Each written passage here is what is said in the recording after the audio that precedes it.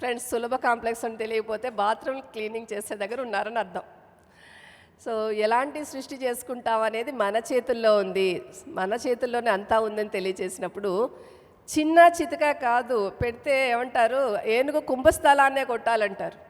అలాంటి మరి ఎలాంటి సంకల్పాలు పెట్టుకుంటే ఎలా ఎదుగుతామనే దాని మీద మీరు చక్కగా చెప్పాలి సార్. ఇప్పుడు మామూలు వాళ్ళమే, ఒకప్పుడు నేను కూడా ఇలాంటి పెద్ద పెద్ద సభలు అటెండ్ అయ్యేవాడిని. అప్పుడు ఉన్నారు కదా చాలామంది యోగీశ్వర్లు, మునీశ్వర్లు. అయితే అప్పుడు నాకు థాట్ వచ్చేది 20 years బ్యాక్, అబ్బా నేను కింద కూర్చొని వింటున్నానే, నేను కూడా ఎప్పుడు ఇలాగా ఇంత వేల మందితో ప్రవచనాలు ఇస్తాననుకున్నాను, సృష్టించాను, అయిపోయింది. అవునా కదా. ఇది మన సంకల్పం దృఢంగా ఉంటే సాధించుకోవచ్చు. ఇంకో చిన్న ఉదాహరణ చెప్తానండి.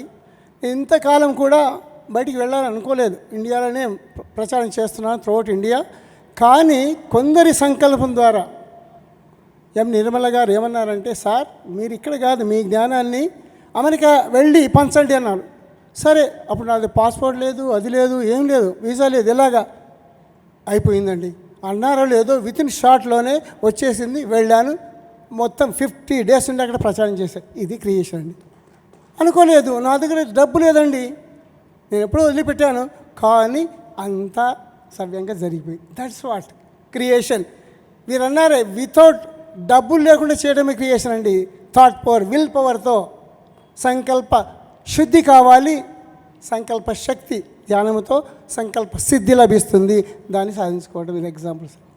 ఇలాగెన్నో. ఎలాగా దాన్ని కొంచెం వివరంగా చెప్తారా?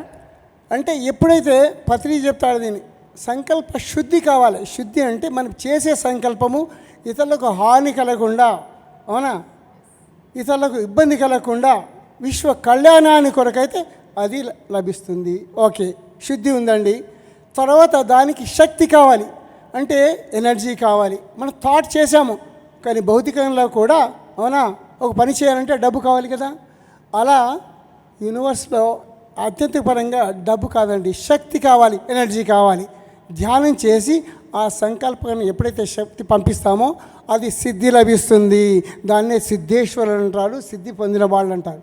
ఈ సిద్ధులు, అష్టాసిద్ధులు ఉన్నాయి మన ఆధ్యాత్మిక పరంగా, ఇవన్నీ మనకు తెలుసు. అది కూడా సాధించుకుంటామండి. అది నేను కూడా ఈ జన్మలో సాధించుకున్నానని చెప్పాలి. Thank you.